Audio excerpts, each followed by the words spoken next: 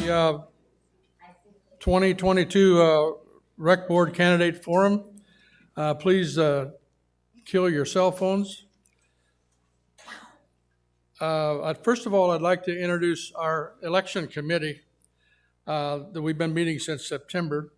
And please stand, you guys. Luann Kent, where is Luann? She's out there. Okay. Al Klossmeyer's out there. Al, wave, yeah. Luann, wave. Okay. Merle Shrepke is over here. Max Thompson's our timer down here. And Leslie Young is unable to be here today. They've been a great committee, always willing to jump in and help and never say no. We'll be hearing from 5 candidates this morning. First of all, we've drawn names to determine where they're sitting, and then we'll rotate questions also, each question. The committee has developed questions for the candidates to answer. You were given a chance when you came in this morning to write questions on a card, and please, if you want to do that, just raise your hand and we'll have people to pick those up. We'll combine those with the committee's questions.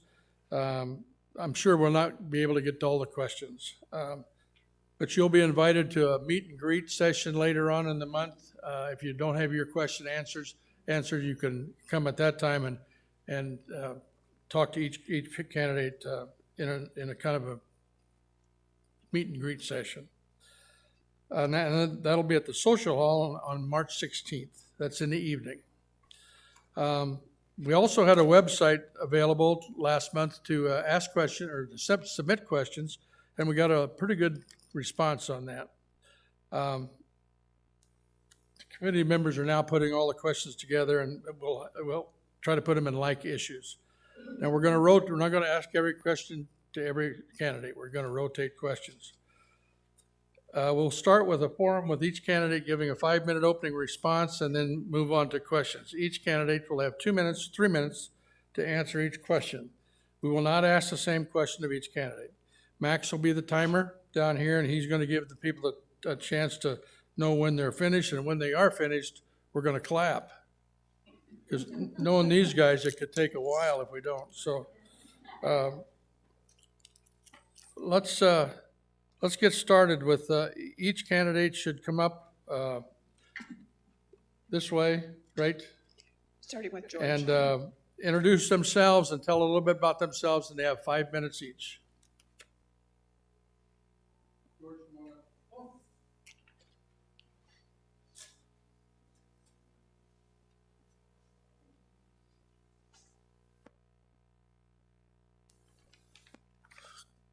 Good morning, everybody. My name is George Kuchtyak, and I thank you, first off, for being here. All those who are viewing on YouTube, thank you very much. The importance of the election committee allowing us to present who we are and what we represent is absolutely one of the best things we could ever have.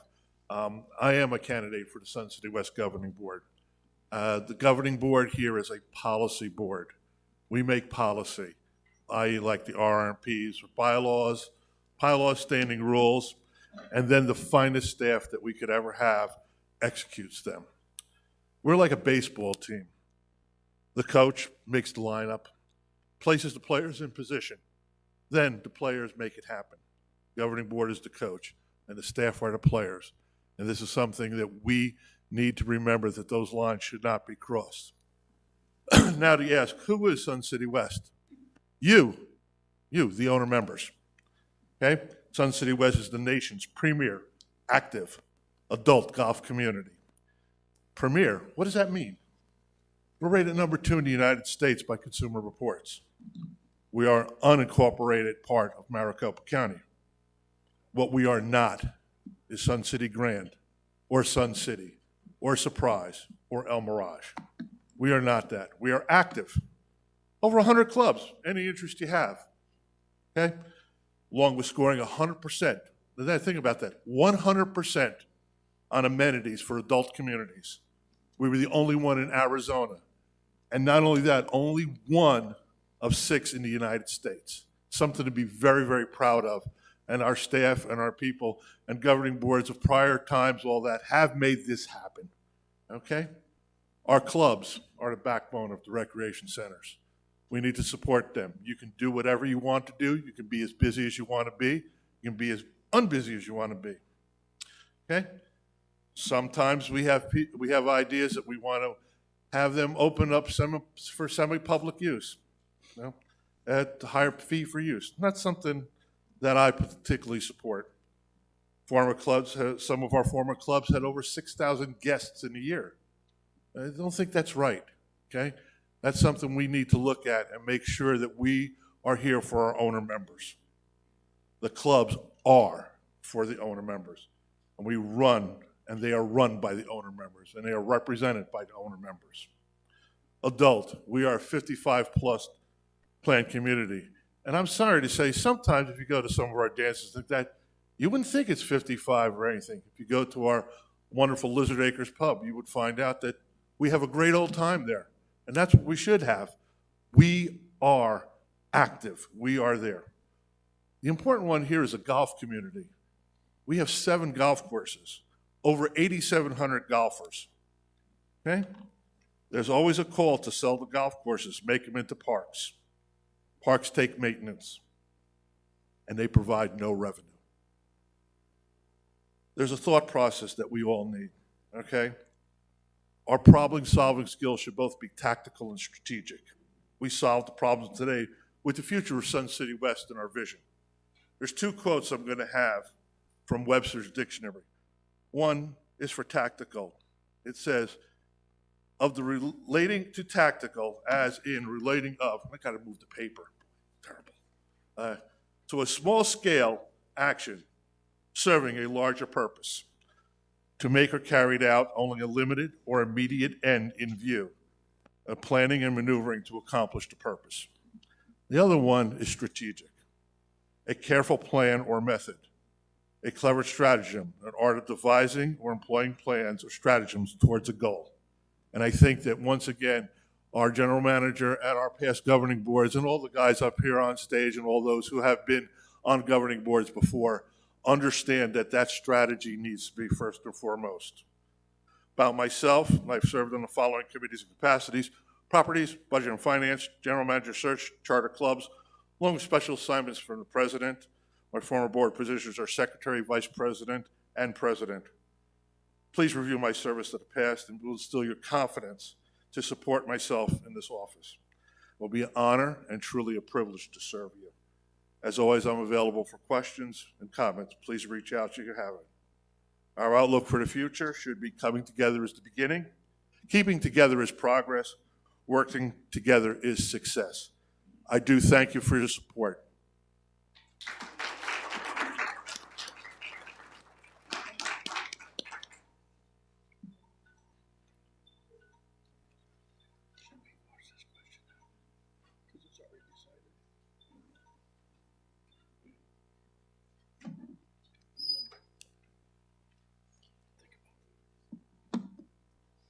Good morning. My name is Harry Stannebein, and I'm going to start this off with a little bit of humor, but I need Janet Kay's vote because she chewed on me because in the stuff that I'd written, I hadn't mentioned that I was married and had a lovely wife, Marlis, and have been married for 54 years. So, Janet, yes, I just acknowledged my wife.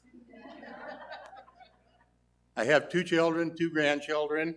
A little of my background, I came from a dryland wheat farm in northeastern Montana, went to a one-room school, went to Glasgow High School, and on to college with a degree in accounting. Became a CPA, stayed in that till I retired in 2012 and have made Sun City West my full-time place. And I really enjoy it here because I've watched too many people in my career stay at home after they retire, and within 2 years, because they didn't stay active, they weren't here anymore. I've been active in JCs. I was a local vice president, local president, state treasurer, and national JC treasurer. I was on the state board of the Montana 4-H Foundation. and have stayed fairly active my life in different groups. As I said, we bought our first home in Sun City West in December of '04 and spent short times here and now full times here. Last year was 11 months here and 1 month in Bozeman. So it's changed quite a bit. While here, I've been active in the Boomers. I was vice president of the Boomers and was chair of their barbecues when it started until pandemic hit, and we haven't had any barbecues since. I was vice president of the Trail Ridge Men's Club and served on the board there for 4 years and was vice president for 3 years. And I'm currently serving a 1-year term on the governing board. I'm the committee chair for the golf committee and have enjoyed working with Pat O'Hare. He's taught me a lot about the operations of golf, the day-to-day operations, and what it takes to keep these golf courses as good as they are. We have some of the best golf courses in the whole area, and at the price that we pay to play golf, it is one of the major benefits that we've got going.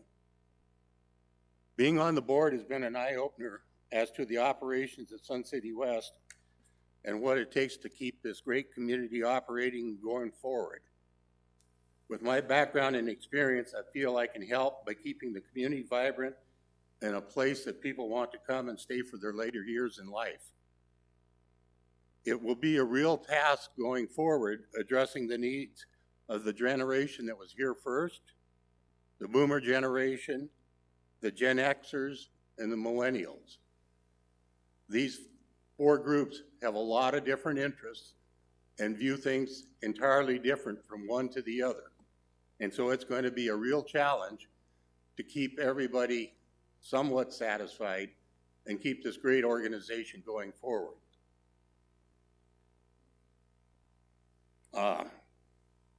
In all decisions that need to be made, all groups have to be addressed and decisions made as to what is best for Sun City West as a whole. Not all answers will please everyone. Clubs are very vital to this community, and I believe we have to address their needs and concerns while still staying in the boundaries of local, state, and federal law, as well as the bylaws and our R&Ps of Sun City West. Following these rules is not necessarily what people want to hear, but following is a requirement for the community to succeed, and let's keep this one of the best communities ever. I would appreciate your vote in the upcoming election, and I have enjoyed serving 1 year, and I hope to serve 3 more. Thank you.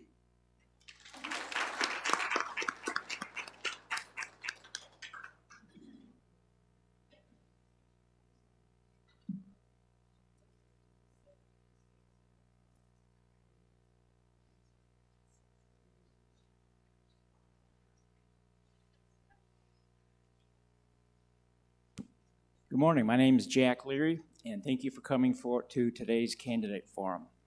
I'm here to tell you a little bit about myself, why I'm running for the governing board, and hopefully to convince you to support me. I was contacted by a reporter for the Sun City West Independent who asked me 7 good questions, so I thought I'd use those questions as the basis for my presentation. So question 1, how long have you lived in Sun City West? Well, I've been here since April 2017, almost 5 years, having moved here from Glenview, Illinois, a suburb of Chicago. Question 2, what clubs or activities are you involved with in Sun City West? I've been a member of the Yoga Club since June 2017 and have been president since the end of 2018. My current term expires at the end of 2022. My hobbies include yoga, bicycling, fitness, genealogy, and photography. Question 3, what is your background? Well, I grew up in Indiana, graduated from Purdue University with a Bachelor of Science in Forestry and a Master of Science in Management. I've been a strategy consultant my entire career, focused on solving business problems. I've led a profitable $36 million, 100-person consulting practice and projects valued at up to $15 billion. My work has taken me around the country and to various parts of the globe. Question 4, why did you decide to run for the governing board? Protecting Sun City West's traditions and integrity is why I'm running for the governing board. We have much invested in our community, not only financially but socially, because Sun City West is our home. And protecting does not mean standing still. There are societal, demographic, and economic changes, to name just 3, that are coming our way, and they're coming quickly. Potential new Sun City West residents will be savvy technology users who expect higher and faster service levels and have different interests. The association will have to add new services, adapt current services and delivery methods, and interact in an online instant response world. My reasons for running for the governing board are to help ensure that the association successfully plans for and meets the coming challenges, while continuing to do the things that make us choose to live here. Question 5, what do you hope to help accomplish while serving if elected? I'd like to accomplish 3 things during my tenure on the board if elected. Number 1, ensure that association business systems are capable of supporting the changes coming our way and prepare for the incoming tech-savvy generation of residents. Number 2, better delineate roles, accountabilities, responsibilities, and authorities in order to increase the level of association transparency. Staff and residents must be able to navigate the organization to take the shortest route when seeking solutions to problems.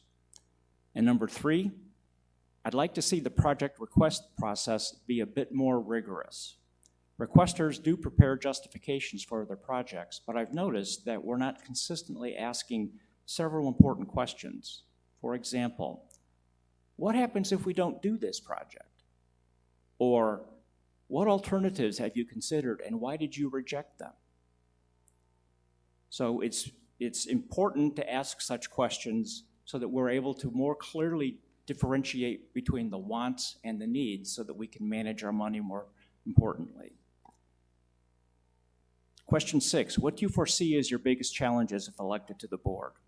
All 3 items of what I hope to accomplish will be challenging. They all require change, which is something that people avoid. However, based upon my experience, these changes are necessary if we're to meet the coming challenges. And finally, question 7, what is your goal as a potential board member?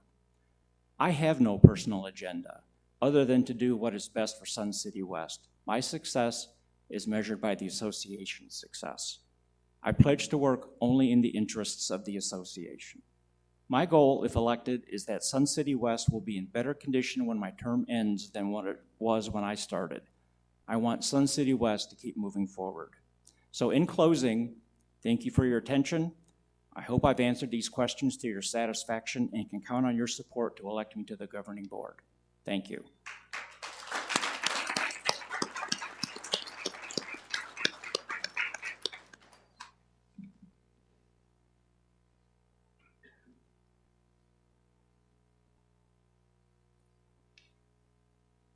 Good morning. I always like it when people answer back. My name is Tim Hurley. I'm currently serving a 1-year term that I was appointed to. Prior to that, I was appointed for a year back in 2015 and then served 3 years up and after that. So I've got 5 years experience on the board. And hopefully if you follow what the board does, you've seen my name and I have some sort of credibility with you folks. And I think my reputation is based on the fact that I'm a clear thinker. I'm a problem solver, although everybody's a problem solver. But really the question that I get asked most is, why the heck am I running again? People think I must really like being on the board. Well, you know what? Not really. But I am willing to serve, okay? Being on the board isn't that hard, if you have an open mind. If you come and look at challenges that come up and try to assess both sides and make a decision for the most people and the cheapest amount of money, okay? No personal agendas. Everybody that comes on, that runs for the board says, I don't have a personal agenda. Well, guess what? If you do, it shows up pretty quick once you're on the board, okay? And we've seen people with personal agendas and how that's turned out here recently, okay? One of the things that I do is I do respect the bylaws and the policies. I respect the boards that have come before me because they were smart people who put the time in and did some good work writing with the bylaws and the policies. I don't see the need to put my fingerprints all over policies or bylaws just because I'm on the board. That's not something that I consider that I need to do. If a challenge comes up and there's not a policy that fits it, we'll make a policy. If a policy comes up that doesn't cover what it is, we'll change the policy. Other than that, I say leave them alone. One of the other things that I have learned over the 5 years of being on the board is the separation of oversight and operations. One of the biggest problems that boards get into is when they try to reach down into the organization and try to manage the people who are working there. That's not your job. That's a general manager's job, okay? Keep your hands off operations, okay? There are gonna be challenges that come up, but I think we're pretty prepared for them. One of the challenges is our aging infrastructure. Sun City West started being built in 1978, and the last Palm Ridge was done in 1995, I believe, or 93. Just like your own house, things need to be repaired. They need to be replaced. Sometimes they need to be completely torn down and rebuilt, okay?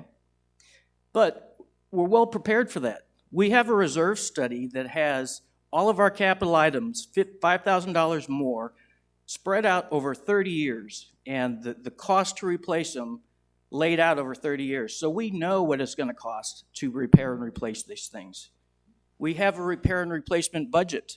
The APF, the asset preservation fee, goes into these repair and replacement capital projects. So we're well prepared. We have a lot of money in the bank. We're very financially sound, okay? What about water? Water's been a big topic. Well, guess what, folks? We live in the desert, okay? What a lot of people don't know is our golf course, well, they know that takes a lot of water, but what people don't realize is that we own the water under the golf courses. Several years ago, Mike Whiting paid a couple of $1 million to buy the water rights to the groundwater under our courses. Each one of our courses is served by wells on money with water that is ours. The only thing we do is pay the electricity to pump it out of the ground. That's it, okay? One of the other things that we have done is, through the years, Todd Petty, our environmental services manager, has taken on water conservation efforts, and we've done really well. We have, for the last 15 years, not used all of our allocated water that we can pumping out of the ground. So we're doing pretty well when it comes to water. There's one other thing I just want to say to it, and that is, folks, it's about recreation. I was about halfway through my first year when it just dawned on me, the rec center is here to provide recreation. And recreation, by Merriam-Webster, is a refreshment of strength and spirit after work or hobbies. That's what we're here for. Thank you.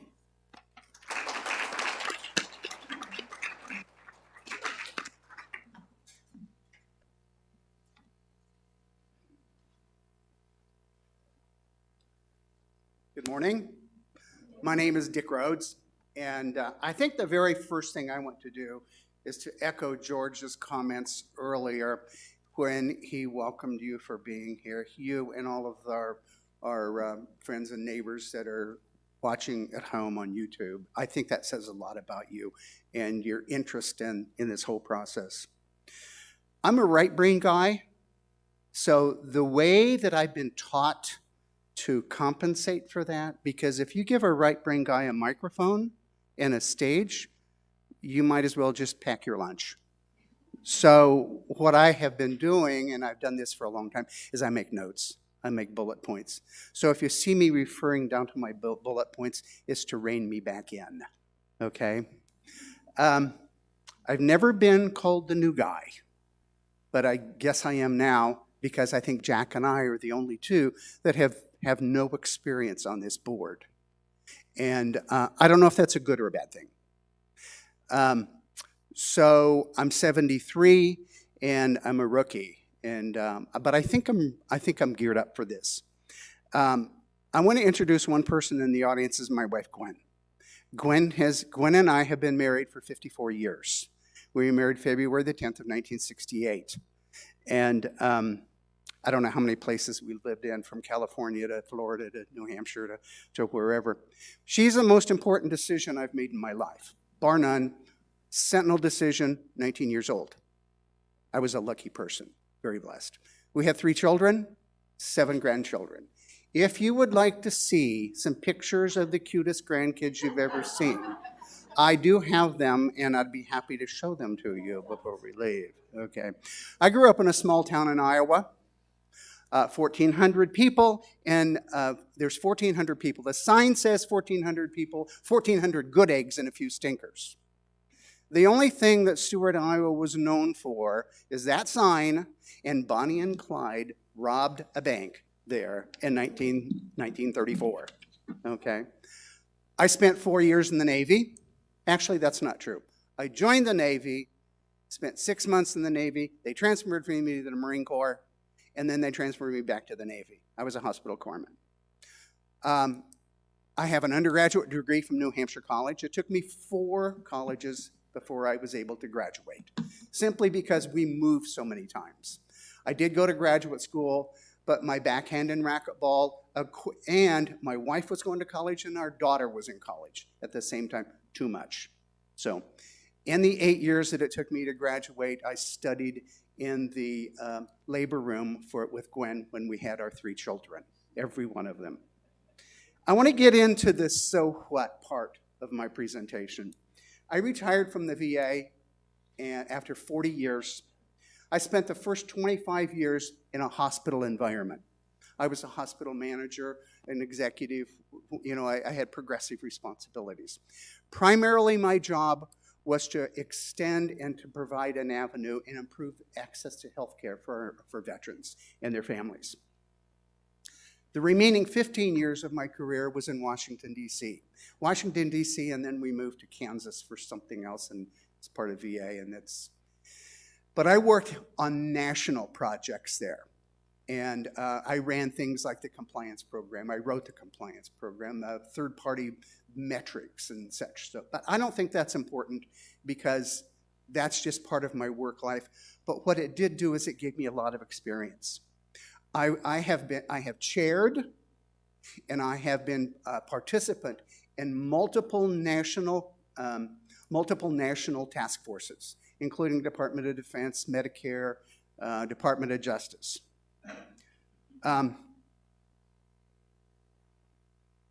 My experience here in Sun City West is president of my HOA.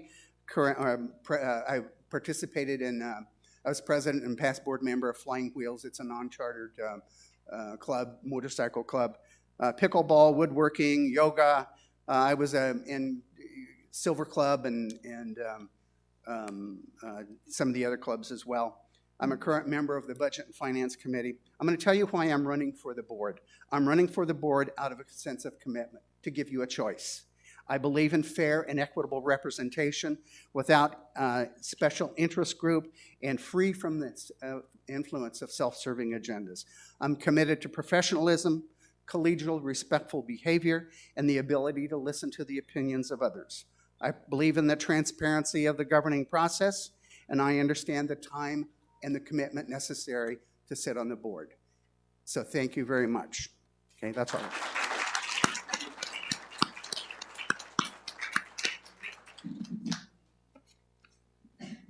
Okay, we'll be rotating questions, and Murrow will pull a name out of a pot here, and that name will answer the first, second question, and then so on. Okay? First one is Dick. What leadership experience do you bring to the board? What is your greatest? My leadership experience has been primarily in my working life. I've sat on, as I said earlier, I've sat on multiple task forces that have been national, interagency, Department of Defense, Health and Human Services, some class action litigation where I actually did the modeling for the the financial reimbursement for some class action suits. My style, I guess if you'd call that, would be that of walking around and talking to people. I like to talk to people. I like to listen. I think participation, I think respectful behavior. I think the ability to treat each other as you really think you want to be treated. You know, look around the room and who you're talking to. Can you say that same thing to your mom? I guess the transparency of the process, you need to know and to understand.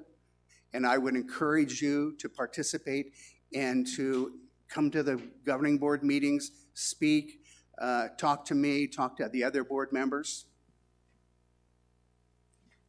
So I think it's pretty simple, pretty straightforward. Okay, thanks, Dick.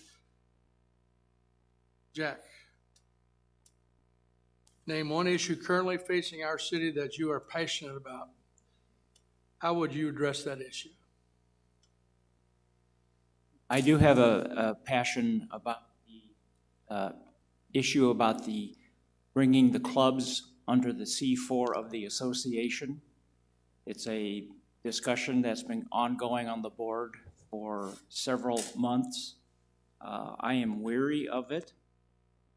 In fact, I have a motion, or I have a motion I plan to make at the next general board meeting on this particular issue to help resolve it. I can read it now if you'd like to hear it, because I brought it with me. But basically, we need to get off of dead center of where we are now. We need to start to deal with facts and not assumptions, suppositions, and different opinions that we have. We need to move forward. You know, I see several people in the audience are nodding their heads that this is something that's been going on a long time. I think they're weary as well, and we need to get on with it. Okay, George. What items would you like to see included in the Sun City West master plan and why?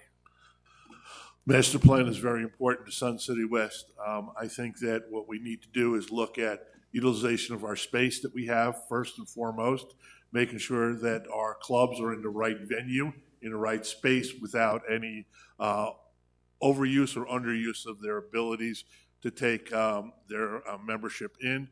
The other thing I would like to see is the master plan is to see where our reserve studies can be taken without overly increasing our dues in any way, shape, or form to increase the amount of reserve funds that we have to get over to the 50, 60, 70% where we are golden in the face of of the financial situation that goes out there. The other thing that in the master plan is that we need to be able to touch both the 99-year-olds and the 55-year-olds that are here. We're talking of 4 generations, and one of the things is the master plan allows us to take in all, not just the ones that are coming in, but the people who are here to be part of this great recreation center.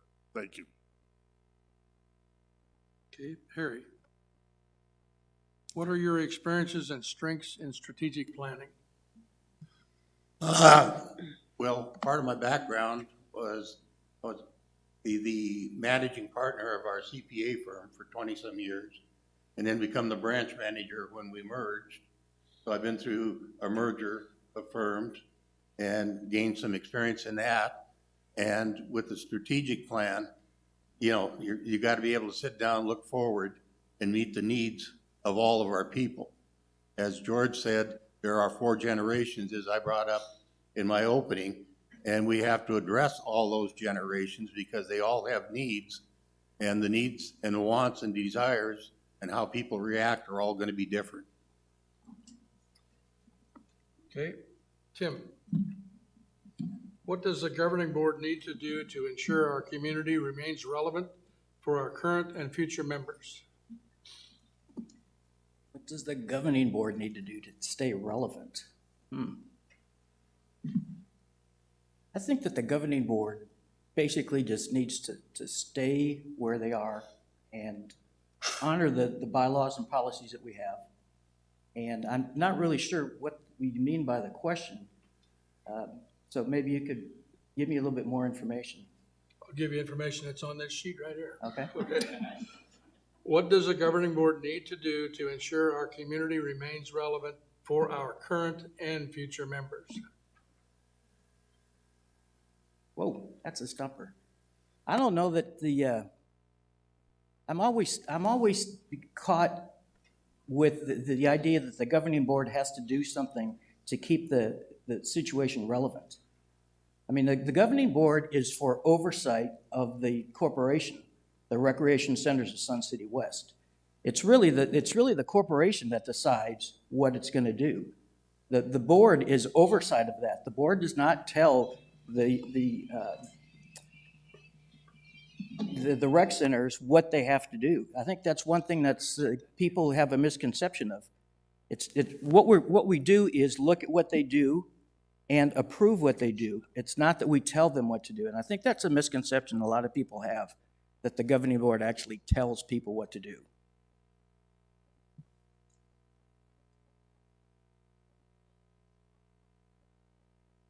I'm done. Dick, can't get this thing shut up. Okay, Dick, what factors would you consider when making financial decisions regarding Sun City West? Value? Well, I think there's several. I think one of which is the validation of need. I think the other of which is value.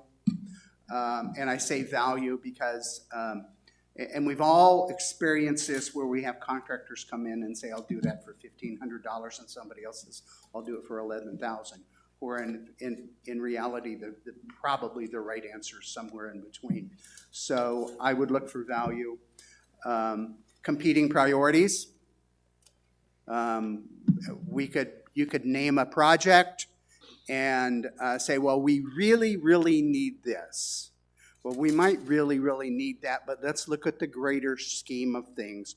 What else do we have? We have so much money, and it goes so far, and the job is to prioritize that and to select the one that gives us the best value for our dollars and where it hits the highest priority. Okay. Sorry about the phone, I thought it was off. Age, I think, is a problem there. Okay, Harry. How might more diversity be introduced into the governing board's decision-making process? Repeat that? How might more diversity be introduced into the governing board's decision-making process? How diversity introduced into the board-making process?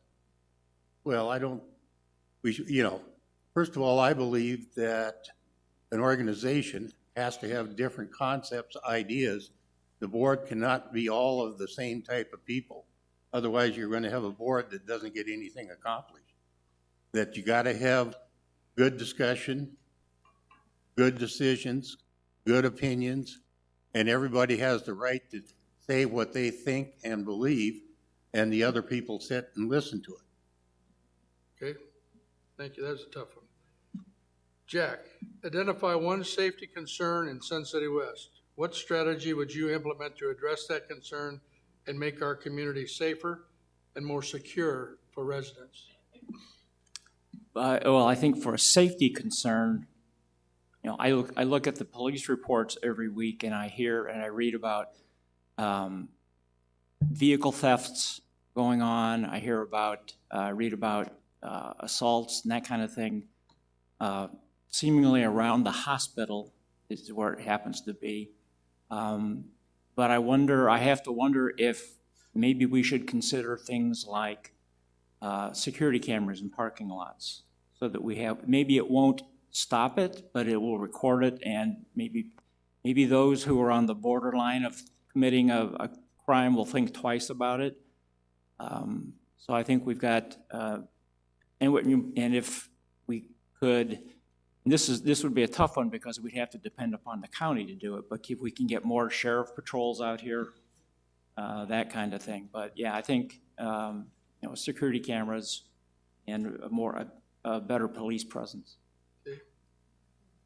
George, what networking skills would you utilize to maintain a working relationship with fellow governing board members and with the community?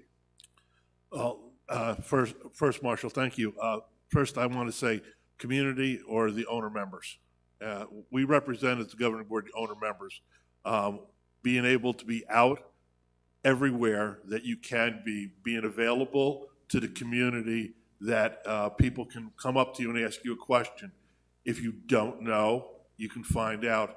I think one of the great opportunities we have in the community is to be able to go out, shake hands, and ask people, hi, thank you for coming out and using our facilities. Thank you for coming and using what we have. Be part of what goes on out there. Reaching into the different clubs, walking and saying, hi, how are you? Just because you maybe be a governing board representative or member doesn't put that first. You can walk in there. I've always said to many people that the only person that's a stranger in Sun City West is someone you haven't walked up and said hello to. And that's what makes our community great in that sense. Open communication is one of the best things we can have. I always, when I was past president, during president's hours, the wonderful people that would come in and say, we have a problem. All they needed to do was have direction on who to speak with. And I think we can do a great job at doing that. Okay. Tim, what is your position on clubs being able to pay teachers within the club? Oh, jeez. I know you. Can I have another question, Hey, please?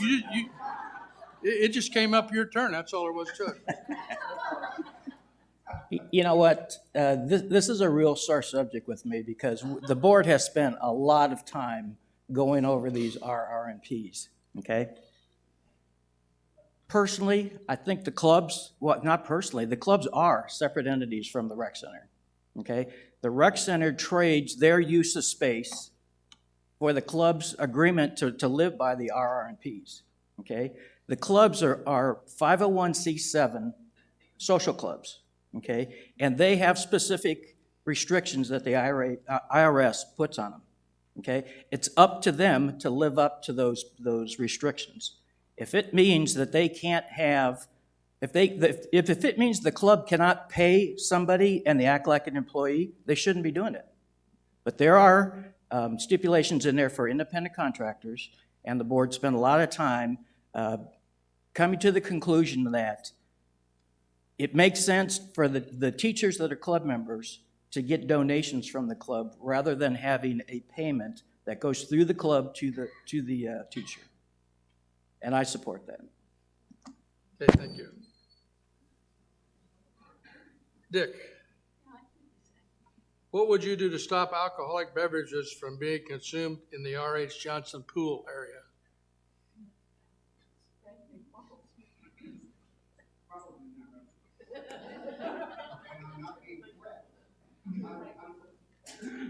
My answer was probably nothing to stop it from being consumed.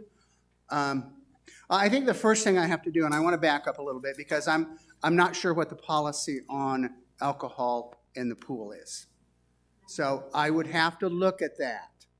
And my initial reaction would be, we're going to comply with whatever the policy is. So let me retract what I said about probably nothing. I want to look at that first to see what the policy is. My guess is, and let's just say if it's approved, if you can do that, then I'm sure we're thinking about stuff like, is anybody abusing that? Is somebody doing this excessively? You know, and then we have to take measures to that.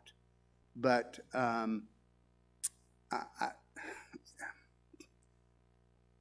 I guess I'm kind of stumped a little bit because I don't know what the policy is. And if I did, I would follow whatever the policy would be because I think that's the law of the land. Okay.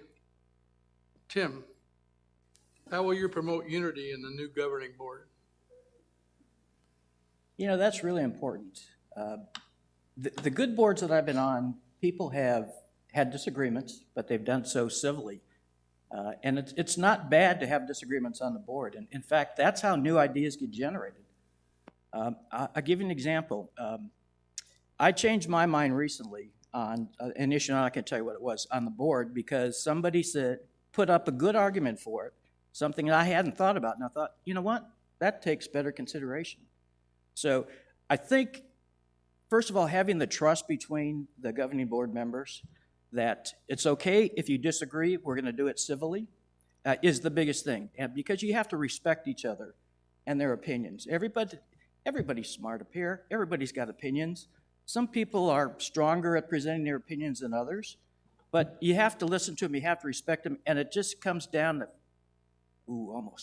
comes down to common decency. I mean, that's basically it. You got to treat people like you want to be treated. So. Okay, That's an easy one, thanks. yeah, you're welcome. Harry, what is your number one choice for a new build for the community of Sun City West? Repeat that, please. What is your number one choice for a new build for the community of Sun City West? A new build. That is I think you have to sit down and study the needs and what is going to come. What do we have that the people want, but more than their wants, what are the needs? And I don't see, I think there's some changes that need to be made. Clubs have different needs. The clubs have changed over time. And I don't think we can determine what a proper build would be until we determine the needs of the clubs.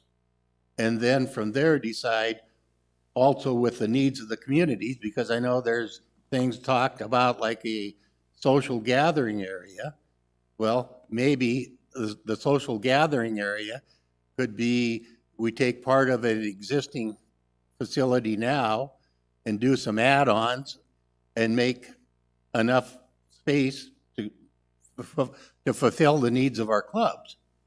And so just to come out and say we're going to go build something, no, I think it needs a lot of study. Okay. George, would you release the cost of keeping the golf courses operational? I'm sorry, Marshall, I didn't get that first word. Would you release the cost of keeping the golf courses operational? I don't understand what they mean by release. That's, I can only assume that they don't think that the figures are released now. oh, okay. The release of the information, I sit on the Budget and Finance Committee currently. We get our financials every month when we meet. We approve them, we send them to the governing board. The important part that Sun City West and owner members need to see is the open and transparency of our finances. Our finances are published in our recreation news on a monthly basis. They are available online. Any question by line item can be told to the accounting staff, and they are happy to answer what went into it and how it went into it. They are prudent in what they do, and I think that the release that they're talking about, it's all there. How many rounds we played, who uses what card, how many golf cart rentals there were, how many golf ball sales there were. All that stuff is very, very available and open to the public. If they're looking for it faster, we have a 10-day window, as normal accounting does, before they close. And by the second meeting with B&F, we usually have the prior month's numbers available, and they are very well gone over by our accounting department. Okay, Jack, would you suggest that some golf courses be closed or phased out if they're not fiscally independent? If they're not physically independent, what does that mean? I just read it. Okay, you just read it. Okay. These questions have been submitted by members of the community. Okay. Well, to answer the question, we are a golf community. We are here for golf. I personally am not a golfer, but I benefit from having the golf courses nearby for people coming in, keeps our housing values up. If we close a golf course, that doesn't mean that it no longer costs us any money, because we would still have to maintain it. We'd still have to keep the weeds down, keep the trees pruned, keep it from going to seed, unless we were going to turn it into a farm or something. But that takes away revenue from the association. I mean, that's the big downside to it. And with that loss of revenue, we would have to be made up somehow. And guess where that might happen? You know, that would be your annual dues. So I think that, you know, we need to leave the golf courses as they are. Okay. George, would you consider implementing a classified ad section on the Pora or Rec Center website like Sun City Grand? I just read the question.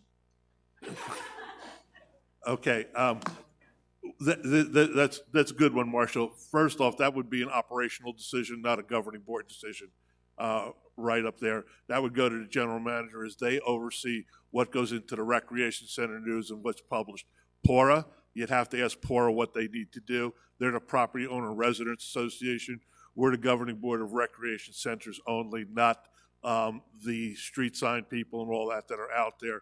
But realistically, I don't think that's something that should come to the governing board. That is a truly operational decision. Dick, what can you tell us about the county intending to make Deer Valley Drive a thoroughfare? To be very honest, very little. I know that I don't think I can really address that. I'm just not prepared to answer that question. And I'm not going to tell you something that I'm just making up as I go. I'd have to look at it. I'd have to do some research on it. But I just don't have an answer for you right now. Okay. Harry, how do you envision moving forward with solar energy and water conservation in Sun City West? Well, the water conservation is dictated by the state in the new state laws. We have Todd Patty, who's done a great job of keeping the water usage on the golf courses well below what he could use. So I think we are addressing those in a very positive manner. The solar, I've got solar, that's a personal decision. We don't make decisions on the board for what goes on people's houses. That's up to them and what they can do with APS, et cetera. Okay. Jack, what is your opinion of the amount of time spent annually reviewing and revising policies versus the amount of time spent reviewing project, financial, and justifications in addition to the various indices measured for the various board committees? My opinion of the time spent on policies and bylaws and those sorts of things, it seems to be excessive, but I will qualify that by saying it's also necessary. The policies and those types of things have not been touched in probably 20, 30 years. It's, a long time. So I think that it's a necessary part of it. I would prefer that the board focus on making Sun City West a better place to prepare for the incoming people the generations that are going to be different, have different requirements, different interests. We have to spend some time to do the basic blocking and tackling of our organization to make sure that we stay whole. But I would really like to see more time spent looking towards the future. Okay, thank you. Tim, would you support a Dell Web Center like that in Wickenburg? The Performing Arts Center? I can only assume that. Okay. Would I support it? Okay, I'm gonna assume that you mean, would I support spending the money to build something like that here? No, I would not. Okay? I think there's a basic misunderstanding of what the board does and what we control. We're not a city. We're not the city council. We don't have anything to do with the streets. We don't have anything to do with traffic. We don't have anything to do with how they pick up the garbage or the recycle, that sort of thing. What the board does, what the board should do, let me phrase it like that, is they should look at the policies, look at the bylaws, and make sure that they fit the current situations that we're in right now. If they don't, and a policy needs to be changed, the board needs to consider wisely what they need to do to change it and vote on it and change it. If a new situation comes up, and we had one a couple of years ago when people were driving little Segways around, that had never come up before. So we looked into it and we developed a policy for it. That's what the board should be doing. The board should not be telling the general manager what he can do. The budget is the general manager's. The board approves what the general manager puts forward. And reaching down into the budget and saying, you need to spend this, you need to spend that, is not the right use of board time.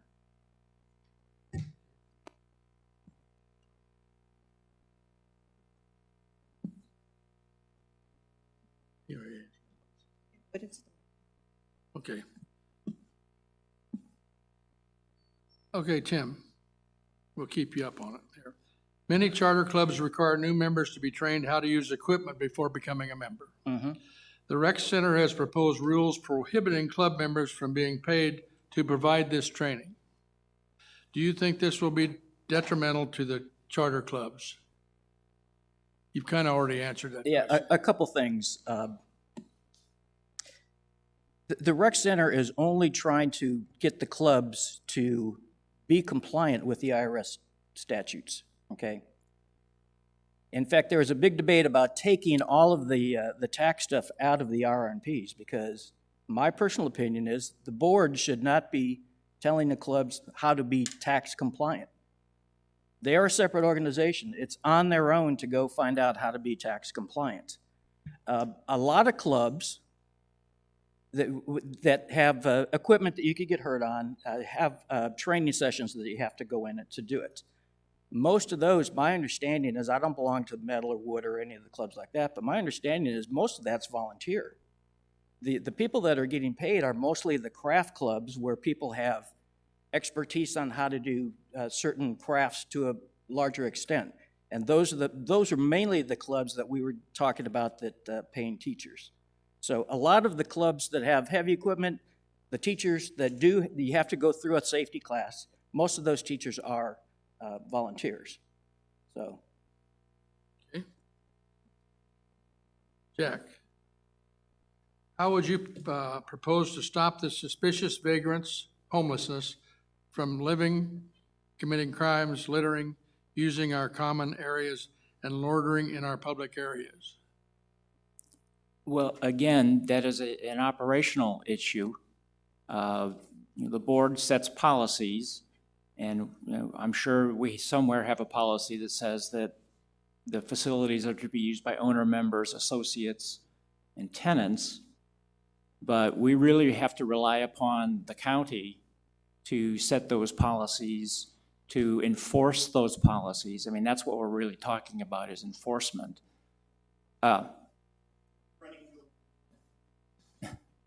So we have to look for the enforcement of those things. And again, that turns out to be, MCSO. If the things that we can, as the association of, rec centers in Sun City West, we can enforce no trespassing rules. We can establish those if they haven't already been established. But those are the types of things that we have to look for. We can't do it by ourselves. Okay, Harry. Sun City West offers a variety of clubs and recreational activities. Do you think we should stop referring to our community as a golf community and refer to Sun City West as a four-season recreational community? I believe that Del Webb started this as a golf community. That's what attracts a lot of people here. And I think having to put out what all the clubs are and what they do is a very positive thing. And it goes well with the golf community. And it takes all of them together to make this what this community is, a very vibrant organization that works well for all people. Okay, let's see. Dick. The golf subsidy is the largest line item in our books. Labor, water, and general cost of doing business have been increasing.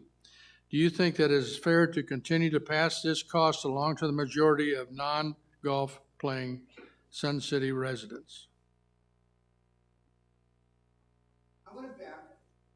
I want to back up and go right to the charter of Sun City West. We are a golf community, period. That is part of the fabric of the organization in the charter of Sun City West. So when people look here, they say, oh, golf community. 9 golf courses, 7 of them owned by the community. So I would say, I think it's fair. I think it's fair because I think we're demonstrating that we are who we say we are. And if you look at the golf subsidies across the board of the 7, it's relatively, I would never say insignificant, but it's a pretty, I think it's about $500,000 in the total budget. But compared to the total budget for all of the recreation activities, it's pretty much of a bargain when you look at what we do, what it does to our property values, what it does to the draw to live in Sun City West. So, you know, I'm not in the car club anymore, but, you know, that would be a draw for me. But I think that golf is a draw for the community to make people, that helps people decide, I want to move to Sun City West. So my answer to that is, I don't think it's inappropriate. I think it's a good use of money. Okay. Let's take a 5-minute break, and we'll be back in 5 minutes.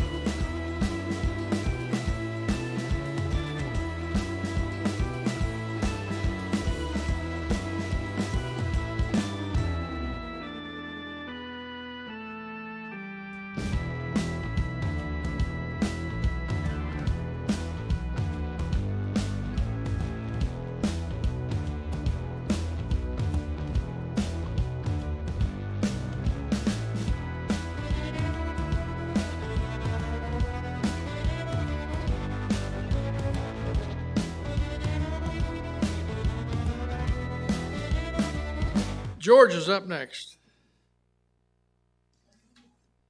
How do you propose to cover an anticipated shortfall in the cost of playing golf? Golf's an issue, evidently. Obviously, golf is an issue. First off, when they call a shortfall, they're saying the golf courses should be sufficient. Once again, and I'll remind everybody, as my partners up here on the stage have said, Sun City West is the nation's premier active adult golf community. Okay, and with golf, just to put it in perspective, the shortfall to the owner member, and this is just a very quick something, and the number on a given day, the subsidies that the owner member provides is approximately 19 cents a day. Okay, for the type of golf and the community and what it brings in, it is a $9 million a year revenue source. And that is something we cannot overlook. Is there a shortfall? Always has been, always will be. But what it gives to the community in value, attraction, and value to our homes that are here, whether you live on a golf course or not, there's always some place close by where there's green, and in the desert, green is wonderful. The idea is that the shortfall, it'll be there. Golf courses will never be self-sufficient.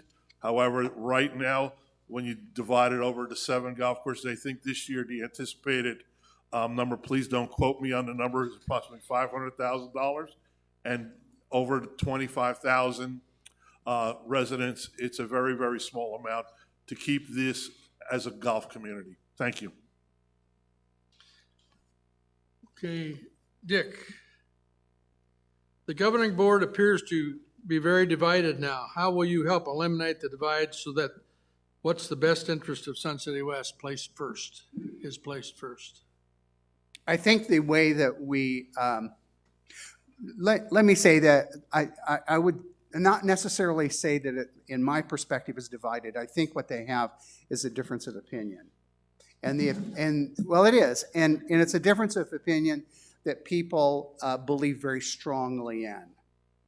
And I believe that the way that you deal with people that have a divergent opinion of yours is to talk with them, is to be collegial with them, is to not interrupt them, to let them explain what their position is, to and give you the opportunity to think through what they're saying before you're creating questions before they're ever done. So it's respectful, collegial, professional behavior. It's preparation. To come to a board meeting, you have to be prepared to come. You have to be prepared to have done your homework, that you understand the issue, that if you don't understand the issue, you get clarity, so you're ready to prepare an intelligent, articulate argument, and that you're willing to listen to the opinion of others. And to do that without rolling your eyes, casting aspersions. You do it in a professional way. That is the only way that you can, that is the way that we can to intelligently discuss positions and come to a consensus on them. Okay.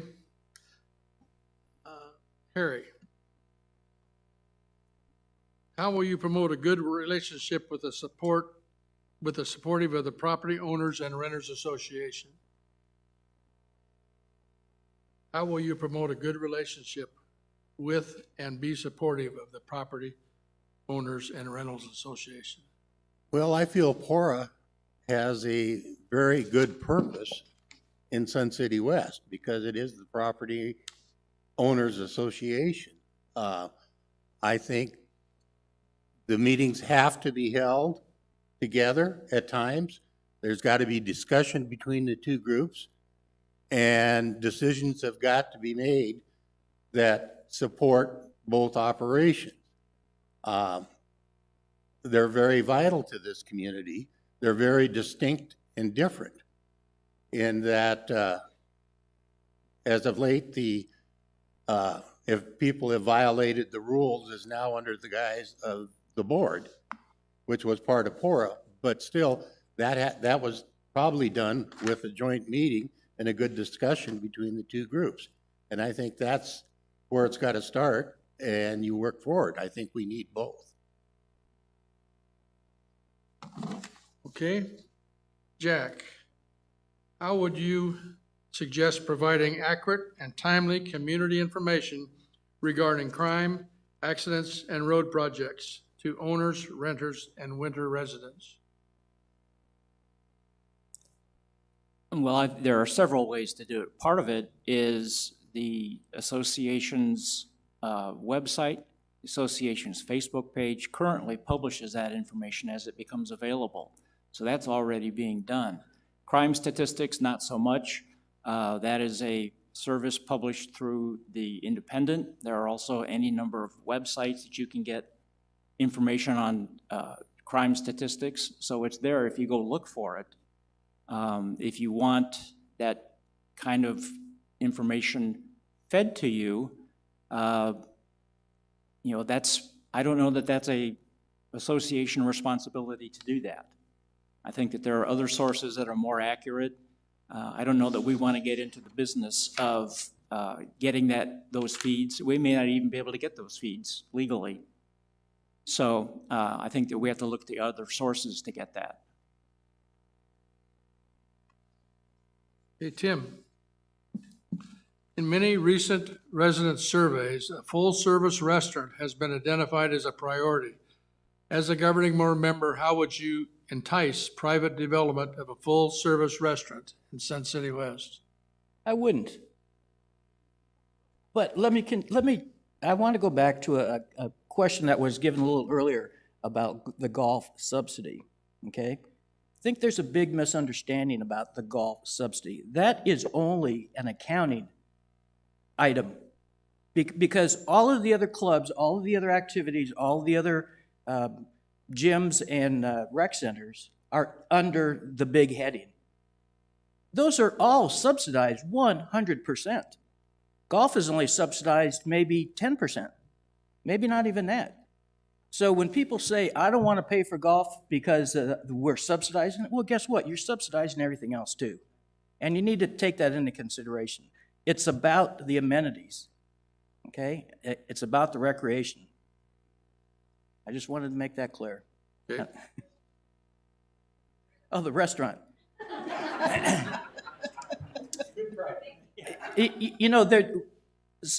Sun City West did run a restaurant in the past. And the problem is that if there's not enough resident support to keep it running, guess what? It comes out of the rec center funds. And unless somebody would come in and they would underwrite 100% of it, I would not recommend using recreation center funds to do that. I just don't think that's the right thing to do. Yeah.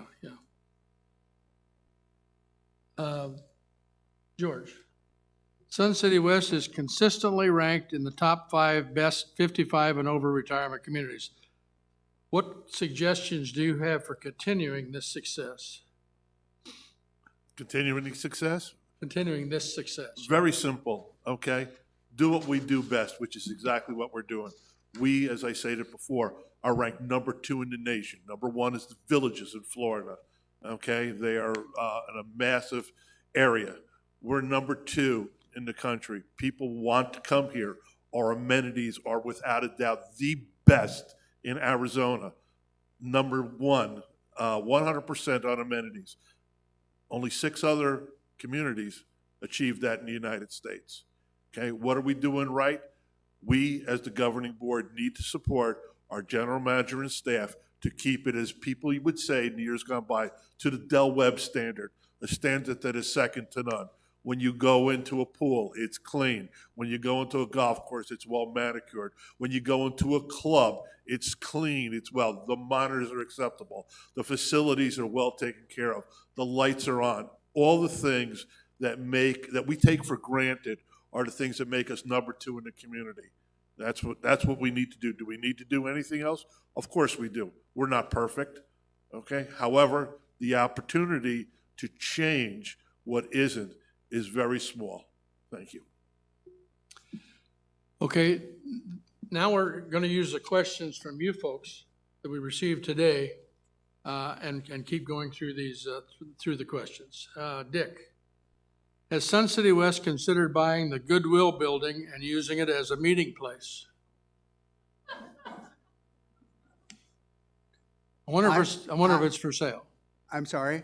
I didn't know it was for sale. Well, I don't want to be flip about this. I don't mean to be at all, but no. We have, no.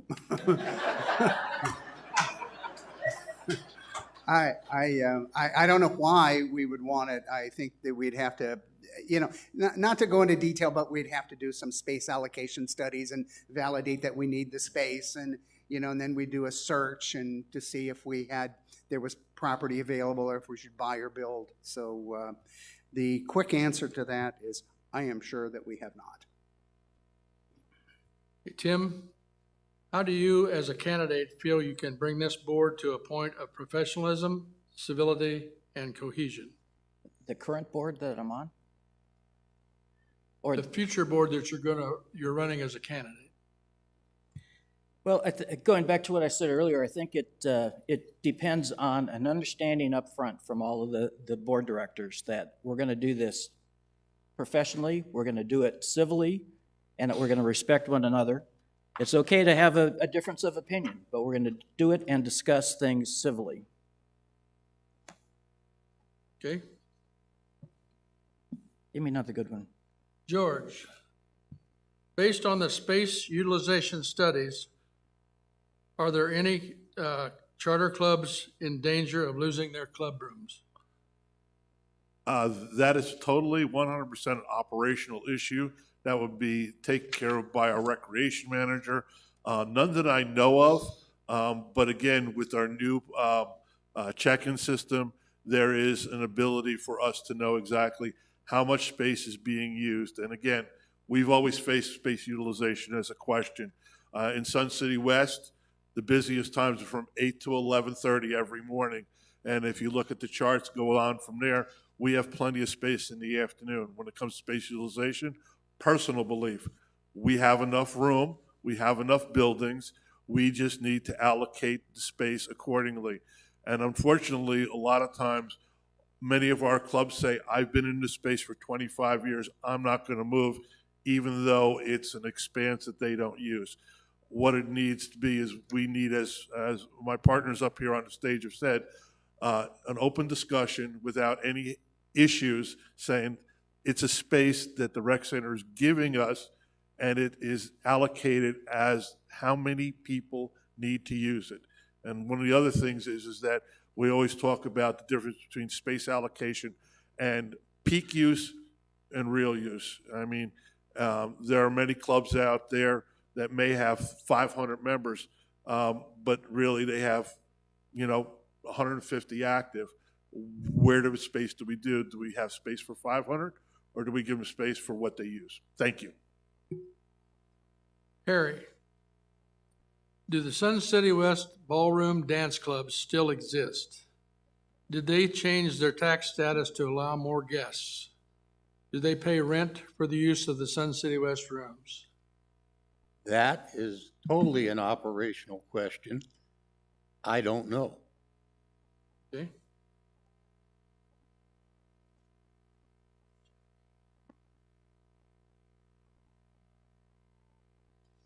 Jack, is one of the goals of Sun City West to get the clubs to pay more for rent?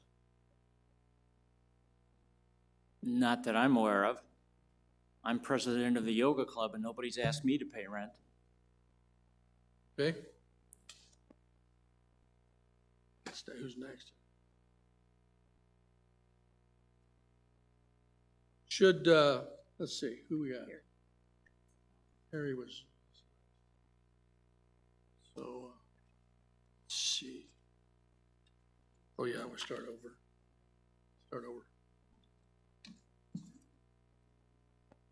Tim, should consideration be given to lowering the age limit for Sun City Rest homeowners? No, that would take a vote of all of the residents to change something like that, because that's in our Articles of Incorporation.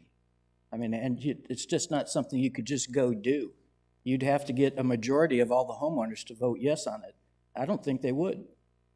So I would say that effort wouldn't be worth the effort. Okay. Jack?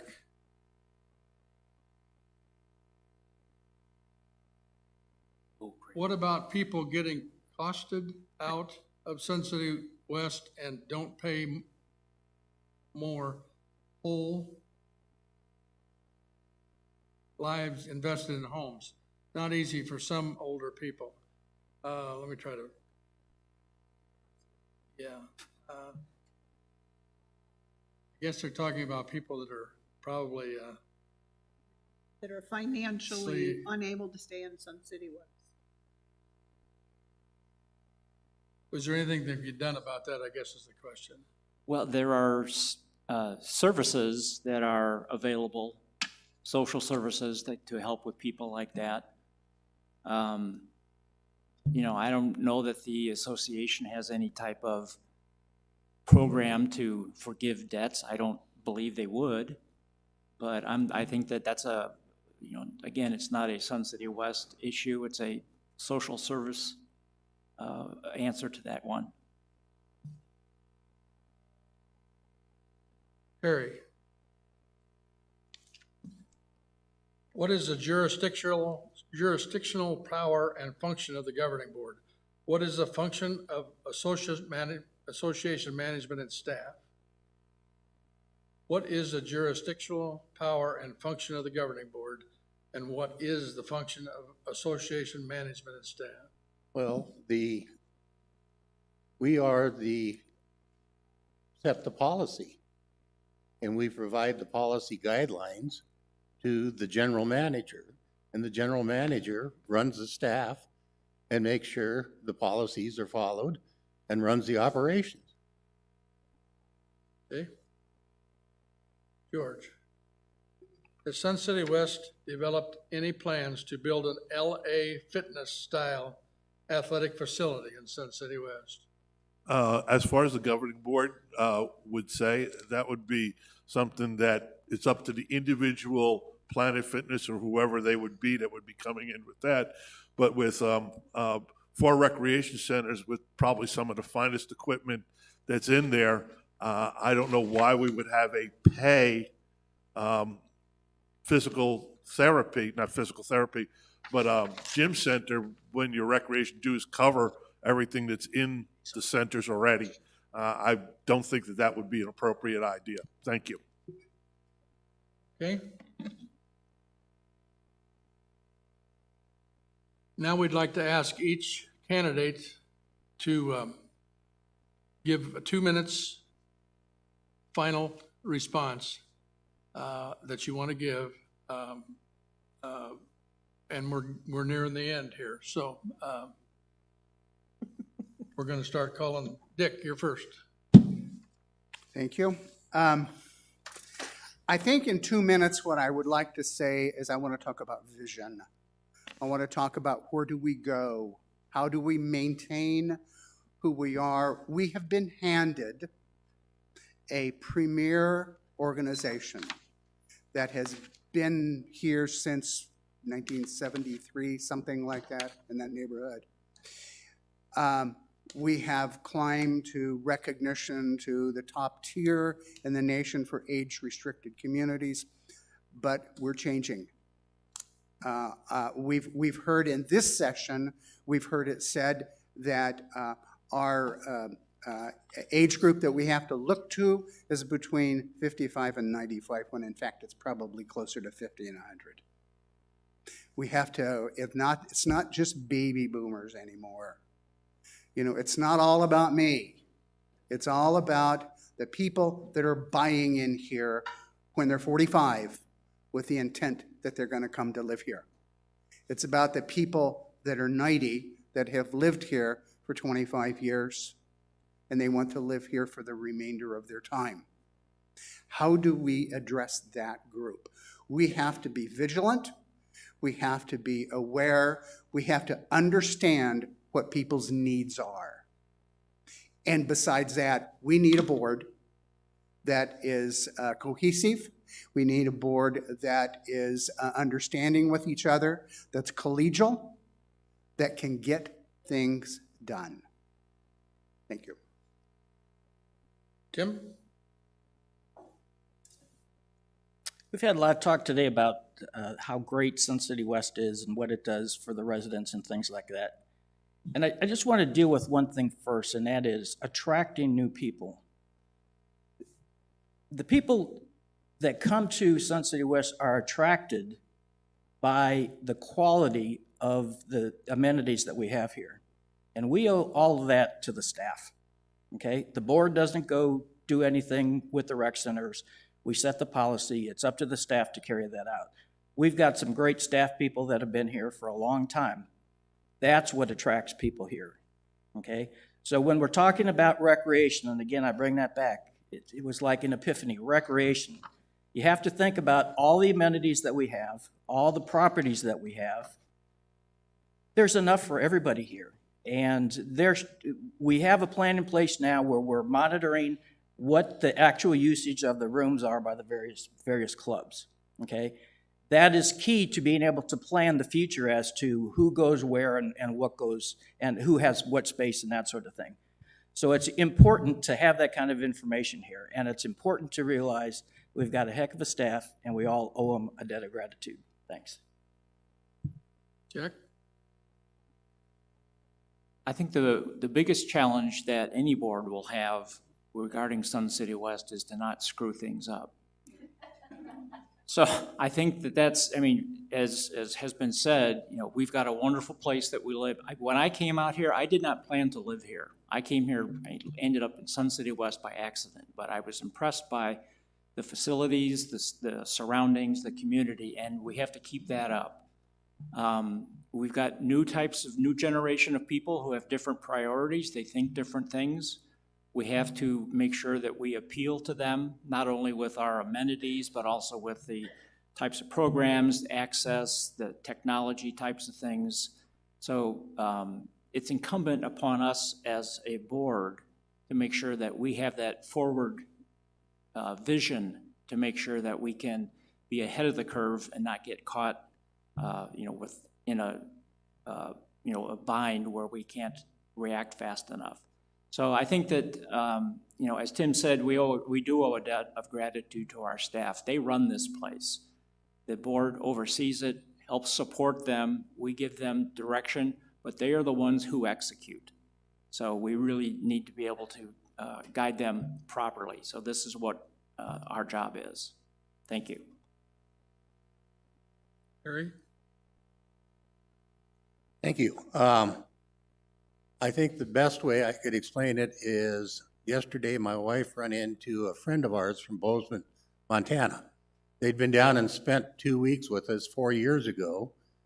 The next year they bought a house out in Festival, sold it 3 months later because they couldn't get on the golf course. Then they just got done checking Palm Springs, and unbeknownst to us, they just bought a whole house on hole 16 on Deer Valley. So I think that says pretty gracious what we've got going for us in Sun City West. And I really, as I started off, I think we just have to stay on top of things. We have to do things the right way, which will make things work for a lot of years to come. And I think if we keep going with what we're doing, we will stay at least number 2 for a long period of time. George? Thank you, Marshall. I moved to Sun City West from New Jersey, so please don't hold that against me. In 2013, I've been active since I've been here. I was president of the community radio station, KSCW, long as being a founder of that outreach to our people here. And I will just plug that for a moment. It is a voice that if you're alone, it's there for you, whether you turn the radio on or not. And it is just that important about talking about the people who are here. I past, I served as a member of the Properties Committee, Charter Clubs, General Manager Search Committee, and I currently on Budget and Finance. I've served formerly on the Governing Board as Secretary of the Association, Vice President of the Association, President of the Association, and I was honored and privileged to serve through COVID, which we went through extremely uncharted waters and in. Without reservation, I am a fiscal conservative, okay? When we speak about expenses, often, however, revenue is vitally important. And I will ask the revenue questions because that is what we need to do.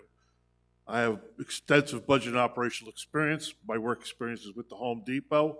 I oversaw a budget of $5 billion in sales a week, which is really great. I've been active with the Elks for over 40 years.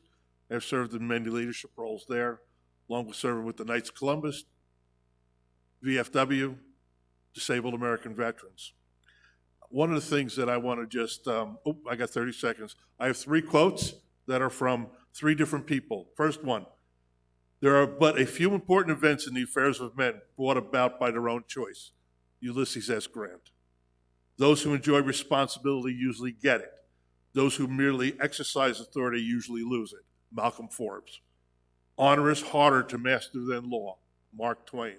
And last and foremost, doing right and risk the consequences. Sam Houston. Thank you for your support.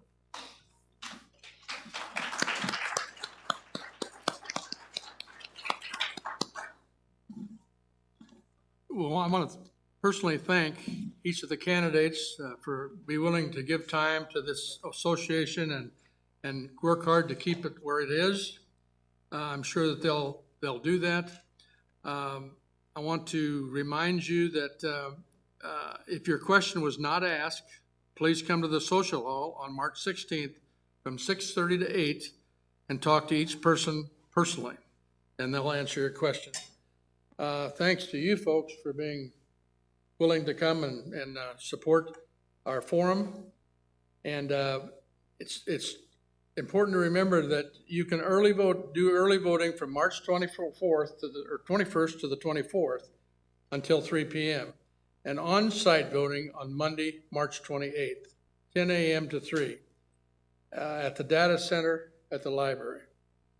And I want to personally again thank our committee. They've worked hard.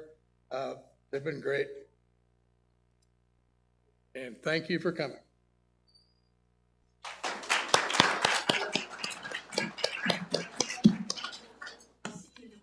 Well, man, we got that out of the way. Thanks.